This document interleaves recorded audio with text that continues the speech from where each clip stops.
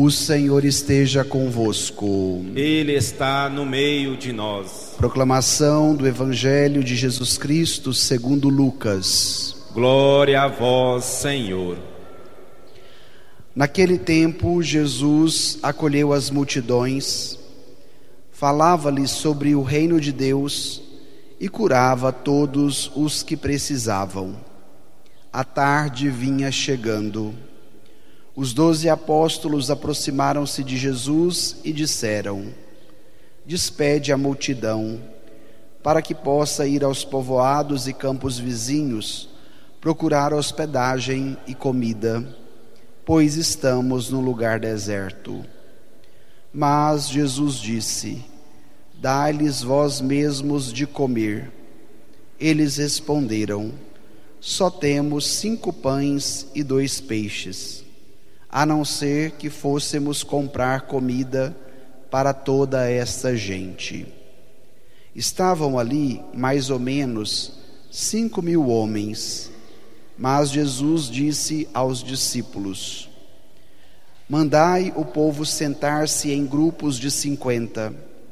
Os discípulos assim fizeram, e todos se sentaram. Então Jesus tomou os 5 pães e os 2 peixes, elevou os olhos para o céu, abençoou-os, partiu-os e os deu aos discípulos para distribuí-los à multidão. Todos comeram e ficaram satisfeitos, e ainda foram recolhidos 12 cestos dos pedaços que sobraram. Palavra da salvação. Glória a vós, Senhor. Caríssimos irmãos e irmãs, celebramos hoje a solenidade de Corpus Christi. Esta festa nasce com a finalidade de dar maior visibilidade ao sacramento da Eucaristia. Papa João Paulo II dizia que a Eucaristia é o cume e o ápice da vida da Igreja. E será dentro desta perspectiva que nós vamos agora nos orientar pela força da palavra que acabamos de ouvir. O evangelho de hoje é um evangelho muito conhecido, que narra o milagre que Jesus faz de multiplicar os 5 pães e os 2 peixes. Porém, o modo como Lucas narra este acontecimento nos dá a possibilidade de aprofundamento em muitos aspectos da fé cristã. Em primeiro lugar, Jesus acolhia as multidões e falava-lhes sobre o reino de Deus. A Eucaristia sempre é antecedida pela força da palavra. E talvez hoje nós vemos muito desejo e muito movimento atrás da Eucaristia, mas talvez nós não vemos o mesmo movimento pelo desejo da palavra. O Concílio Vaticano II diz que a mesa da palavra e a mesa da Eucaristia possuem o mesmo valor e a mesma dignidade, porque ambas nos alimentam. Nós não podemos evidenciar a Eucaristia em detrimento ou em diminuição daquilo que é a palavra, mas a palavra está em pé de igualdade com a Eucaristia, e a igualdade da Eucaristia está juntamente com a igualdade da palavra. Este é o primeiro elemento que o Evangelho de hoje tem a nos dizer. Depois, a tarde vinha chegando, os 12 apóstolos aproximaram-se de Jesus e disseram: Despede a multidão para que possa ir aos povoados e campos vizinhos procurar hospedagem e comida. Dá a entender também que a pregação de Jesus não foi uma pregação rápida. Já era no final da tarde. Ou seja, um momento prolongado com o anúncio do reino, com o anúncio da palavra. Pode ser que este singelo detalhe do Evangelho também eduque o nosso modo de participar da missa, porque de repente a gente até vem para a missa mais controlando no relógio, ainda mais se for esse padre do Canedo que tem uma pregação comprida. Meu Deus, que hora que vai sair meu almoço? Então, nesse sentido, é preciso também gastar tempo com a palavra. Jesus estava anunciando as coisas do reino, a tarde já vinha chegando, ou seja, foi um momento de pregação mais estendido que Jesus fez com aquela multidão. E aí chegam os discípulos querendo dar comando para Jesus. Quando eu meditava esse evangelho para a pregação de hoje, me veio muito à memória o nosso modo também de querer comandar Jesus. Então eles vão dizer para Jesus: olha, manda esse povo embora, nós estamos no lugar deserto, não tem alimento para todo mundo, então é melhor agora que o dia já está indo embora do que a noite chegar e a gente ficar com essa multidão aqui sem comida. Nós, como os discípulos, sempre temos a prepotência que sabemos mais do que Jesus. E a celebração de Corpus Christi também tem que nos dar esta catequese, que a ênfase é de Jesus e não nossa. E às vezes a gente gosta de fazer o contrário, dar ênfase a nós e Jesus ficar de maneira secundária a nosso serviço. Mas é interessante também a pedagogia de Jesus diante do comando dos discípulos. Enquanto eles colocavam o problema para Jesus, Jesus devolvia a provocação para eles. Então Jesus disse: dai-lhes vós mesmos de comer. O modo da indiferença, que muitas vezes nos leva a dispensar ou a renunciar o outro, é agora evidenciado em Jesus numa sensibilidade de empatia, de cuidado, de fraternidade, de solidariedade. Enquanto os discípulos imaginavam que a fome era problema da multidão e a multidão tinha que se virar, por isso Jesus tinha que dispensá-los, Jesus agora traz o problema e devolve a quem? Aos discípulos: dai-lhes vós mesmos de comer. E eu quero contextualizar este trecho do Evangelho diante das realidades que nós também enfrentamos, principalmente da fome que continua latente em nosso meio. Certa vez, aqui na missa, eu citei os dados dos números da fome no Brasil. E logo após terminar a missa, veio uma pessoa na sacristia me questionar: onde que o senhor tirou aqueles números? Isso não é verdade, no Brasil não tem tanta gente passando fome assim. E eu respondi à pessoa: venha um dia na quinta-feira com a turma que fica aqui fazendo a sopa, e quando eles terminarem de fazer a sopa, vá com eles aqui em Canedo entregar as marmitas para você entender o que hoje o Evangelho está falando.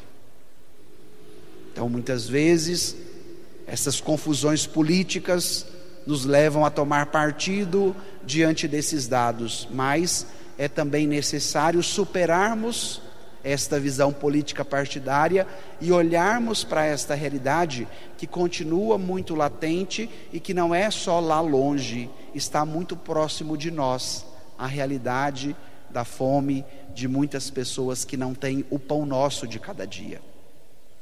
E é missão também da igreja colaborar, dar a sua contribuição diante desta realidade. Então Jesus vai convocar os discípulos muito mais do que a indiferença de dispensar quem necessita, a empatia de olhar para a necessidade daquele que sofre. Dai-lhes vós mesmos de comer. E aí os discípulos vão responder Jesus: nós só temos 5 pães e 2 peixes, a não ser que fôssemos comprar comida para toda esta gente. O pouco nas mãos dos discípulos seria sempre pouco. Santo Agostinho, meditando esse evangelho, diz que os 5 pães e os 2 peixes somados dão 7, simbolizam os 7 sacramentos, da graça que alcança a pessoa humana na totalidade da sua vida. E os discípulos agora devolvem o problema para Jesus. Mas Jesus, de maneira muito pedagógica, sabia o que faria, mas ele também queria que os discípulos participassem disso. Jesus vai mandar os discípulos organizar a multidão. Depois vai pedir que os discípulos lhe dê o pouco que eles tinham, os 5 pães e os 2 peixes. E agora eu quero pegar com vocês no texto, lá no final do Evangelho. Pegue o seu folheto, nos versículos 16 e 17. Olha que interessante o modo como Jesus age. Pegue aí no seu folheto, versículos 16 e 17. Vamos ler juntos? Então Jesus tomou os 5 pães e os 2 peixes, elevou os olhos para o céu, abençoou-os, partiu-os e os deu aos discípulos para distribuí-los à multidão. Todos comeram e ficaram satisfeitos, e ainda foram recolhidos 12 cestos dos pedaços que sobraram. O pouco na nossa mão sempre será pouco, mas o pouco nas mãos de Jesus se multiplica. E talvez falte abundância na nossa vida, porque nós temos dificuldade de colocar o nosso pouco nas mãos de Jesus. A gente quer o nosso pouco na nossa mão e ainda dá o comando para Jesus do que ele tem que fazer. Era o modo dos discípulos.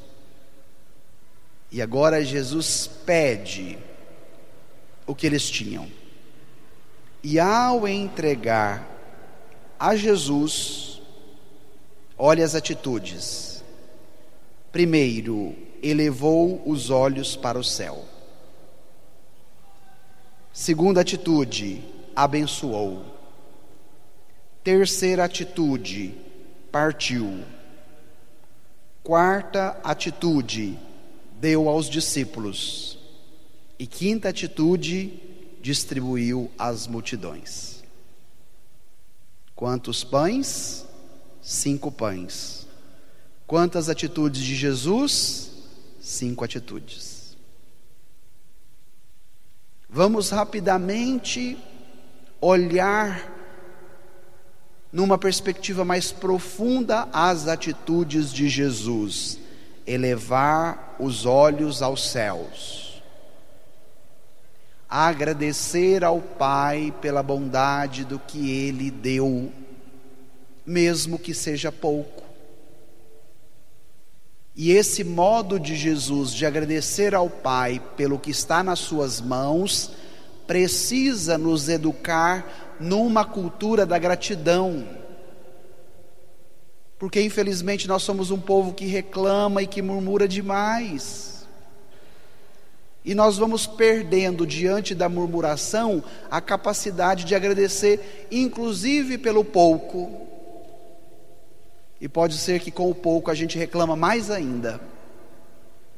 Para que haja multiplicação, agradeça o pouco que você tem, mais do que reclamar e mais do que murmurar. E você verá esta graça também acontecendo na sua vida. Segunda atitude, Jesus abençoa. As suas mãos tem o poder de transformar aquilo que lhe oferecido. Jesus é por excelência a bênção que o Pai nos deu. E Ele abençoa para que haja a multiplicação, mas para que nós também sejamos abençoados. E aí vem uma boa notícia para você. Somos destinatários da bênção de Deus através das mãos de Jesus.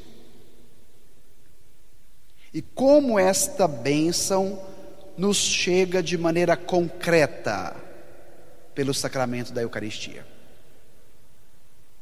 Você já parou para compreender isso? Que cada Eucaristia que você recebe, por excelência você recebe Cristo, que é a bênção do Pai para toda a humanidade. Terceira atitude, Jesus partiu.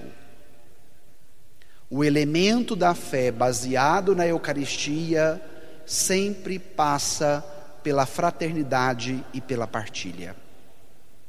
Esta terceira ação de Jesus também continua muito atual para nós. Diante de uma cultura egoísta, egocêntrica, solitária, que já nos convence que tudo é meu.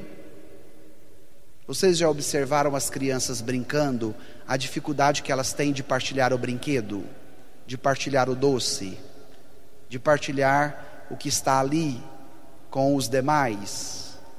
E se as crianças já estão com esta mentalidade, é porque o nosso modo de viver ensina isso. É necessário, nesta solenidade de Corpus Christi, diante do partir do pão, aprender também a partilhar. E o Papa Francisco gostava de dizer que tudo que se partilha multiplica. Se os discípulos não tivessem dado a Jesus os 5 pães para ser partilhado, os pães não teriam multiplicados. 5 pães iam ser apenas 5 pães, e não daria nem para os discípulos, porque eles eram 12, e com Jesus 13. Nem se eles dividissem, daria metade de cada pão para cada um. Ia ser quase 1/3 apenas de cada pão, para que todos os 12 com Jesus pudessem comer. Então lembre disso: tudo que é partilhado multiplica. Tudo que é partilhado multiplica. Porque de repente aquilo que a gente quer sobre a nossa posse perde. Eu me recordo muito de um episódio da minha infância. Nós tínhamos uma vizinha que chamava Dona Augusta, e os vizinhos diziam que a Dona Augusta era muito ridica. Já ouviram esse termo? Ridículo, né? Ou seja, não gostava de partilhar. E a Dona Augusta tinha uma pessoa que trabalhava para ela na casa, com a limpeza e tudo mais. E ela costumava esconder as frutas dentro do guarda-roupa, com medo que a menina que trabalhasse para ela comesse enquanto ela não estava lá na cozinha. E aí passava dias e dias, Dona Augusta esquecia das frutas dentro do guarda-roupa. Quando encontrava, já estava tudo perdido. Então, quando a gente partilha, multiplica, mas quando a gente esconde e ridica, o que acontece? Perde. Então é necessário também que esta terceira atitude de Jesus nos eduque a capacidade de partilhar. Depois, quarta atitude, Jesus deu aos discípulos. Eles precisavam participar do milagre. E eu sempre repito, nenhum milagre de Jesus é mágico. Todo milagre precisa da participação humana. Em bodas de Caná, Jesus precisou da água, Jesus precisou das mãos dos serventes. Agora, na multiplicação dos pães, Jesus precisou dos 5 pães e dos 2 peixes. mas Jesus também precisou das mãos dos discípulos para que o pão que ele multiplicou chegasse a toda a multidão. E hoje, trazendo isso para a vertente da Eucaristia, Jesus continua a precisar das mãos do sacerdote para que o pão vivo descido do céu chegue a todos. E quando eu meditava esse evangelho, olhando para a minha indignidade, para os meus pecados, para as minhas fragilidades, eu agradeci a Jesus porque Ele quis precisar das minhas mãos para que o pão da vida, que é o corpo e sangue dele, chegasse a tantas pessoas. Olha como o evangelho de hoje é forte. Os discípulos precisavam experimentar aquilo que Jesus fez, inclusive diante do comando que eles davam para Jesus: vamos despedir a multidão e deixa a multidão ir embora. E por fim, a última atitude, distribuiu a multidão. Quem são os destinatários de toda a ação de Jesus? Aquelas pessoas que lá estavam. E hoje, quem é esta multidão? Nós que aqui estamos. E por fim, todos comeram e ficaram satisfeitos. Hoje talvez a gente vive o contrário. A gente come demais, porque estamos na cultura do iFood, não é verdade? E continuamos insatisfeitos, com a barriga cheia, porque perdemos a capacidade de agradecer pelo pouco. Se não agradece pelo pouco, também não agradece pelo muito. E é necessário que Corpus Christi devolva a nós a capacidade da gratidão. Porque não basta apenas encher a barriga, é preciso também ficar satisfeito. E às vezes a gente enche a barriga, mas enche a barriga estando insatisfeito. E a ação de Jesus é completa. Dá o pão que mata a fome, mas é capaz também de satisfazer interiormente a pessoa humana nas suas buscas mais profundas. E Jesus não é ridículo como a Dona Augusta. Olha o que aconteceu. Foram recolhidos 12 cestos de pedaços que sobraram.